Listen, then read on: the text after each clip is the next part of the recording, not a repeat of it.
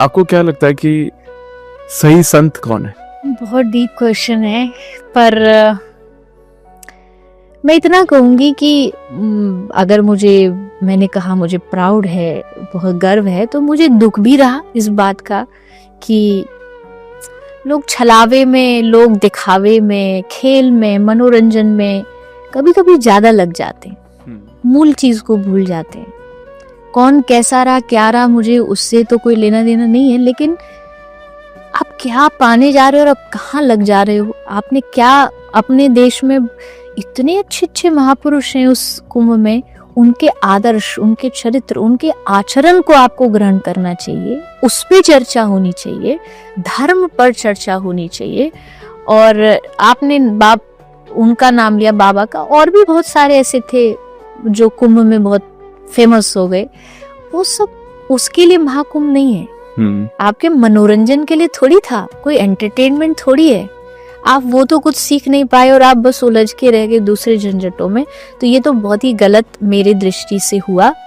दूसरा पूछा आपने साधु संत, तो देखे साधु का मतलब होता है, हमारे भागवत जी में लिखा है, तितिक्षवः कारुणिकाः श्रुहृद सर्वदेहिनाम अजात शत्रवः शांता साधव साधुभूषण। साधु के आभूषण होते तितिक्षव, कारुणिका, करुणा से भरा हुआ।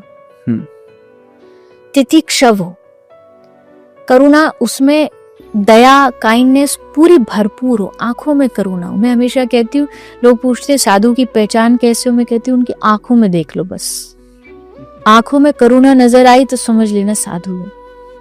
शांत, साधु का स्वभाव है एकदम शांत, वो ज्यादा छल कपट, बहकावे, दिखावे इसमें पड़ेगा ही नहीं। अजात शत्रु, साधु का कोई दुश्मन नहीं, कोई शत्रु नहीं, ना काहू से दोस्ती ना काहू से बैर।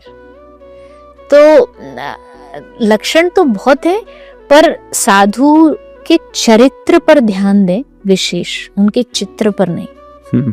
क्या पहनावा है, कितनी प्रॉपर्टी है, कितने लोग हैं, शिष्य कितने हैं, फेमस फॉलोअर्स कितने हैं इंस्टाग्राम पे, ये सब साधु का इससे कोई लेना देना नहीं है। साधु तो एक व्यवहार है, व्यवहार किसी में भी हो सकता है। एक सिंपल कोट पैंट पहनने वाला व्यक्ति भी साधु हो सकता है, उसके चरित्र से साधु बन सकता है। तो ऐसी तीर्थों में मैं तो यही रिक्वेस्ट करूंगी कि इधर उधर ना भटके, मूल उद्देश्य पर ही टिके रहें, केंद्र जो है उससे ना भटके। आई थिंक बहुत ज्यादा,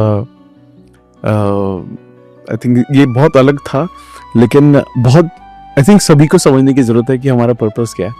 क्योंकि मैंने बहुत सारे लोगों को देखा, जब वो वहां से वापस आ रहे थे तब ये बात कह रहे थे कि मैं उस बाबा से मिला जिनका हमने अभी नाम लिया था। तो बट शायद जैसा आपने कहा कि वो एक एनर्जी जो है वो बहुत इंपॉर्टेंट है, जो हम संगत भी बोलते हैं। देखिए, एक संगत या जब आप सत्संग होता है तो वो एक एनर्जी ही है जो क्रिएट होती है जब साथ में जब लोग आते हैं जी, और वो कहीं और नहीं मिल सकती शायद। सही बात। और आपने जैसा बताया कि ये पहली ही शायद ऐसी जगह है जहां पर मतलब इंडिया से क्या पूरी दुनिया से भक्त या जो संत थे वो आए और वो एक जगह पर जब अपना ध्यान कर रहे हैं, वो एक एनर्जी क्रिएट कर रहे हैं। तो मुझे लगता है उससे बड़ी एनर्जी किसी चीज में हो ही नहीं सकती। तो आई थिंक बहुत बहुत ही सुंदर, और मुझे और मैं वो भाव आपके अंदर भी महसूस मैं कर पा रहा हूँ। और आप तो बोलते हैं कि मैं तो संत नहीं हूँ, कई जगह मैंने सुना, लेकिन मुझे ऐसा लगता है कि जो आप कर रहे हैं ये शायद, या जिस तरीके से आप कर रहे हैं, मुझे लगता है बहुत सारे लोग आपसे शायद इसलिए ही कनेक्टेड हैं कि आपके आंखों में, आपके चेहरे पर आप जिस तरह से बताते हैं वो करुणा है। और मैं खुद समझने की कोशिश करता हूँ, सीखने की कोशिश करता हूँ। तो मुझे वापस से आज महसूस हुआ कि मैंने बहुत कुछ सीखा और बहुत कुछ समझा।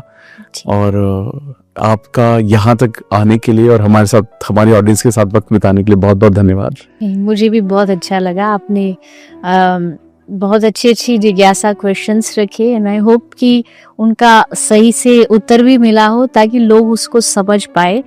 जैसा मैंने पहले ही कहा, ये भी कोई एंटरटेनमेंट नहीं है, हाँ। ये भी कोई मनोरंजन नहीं, ये भी कुछ चेंज लाने के लिए है दुनिया में।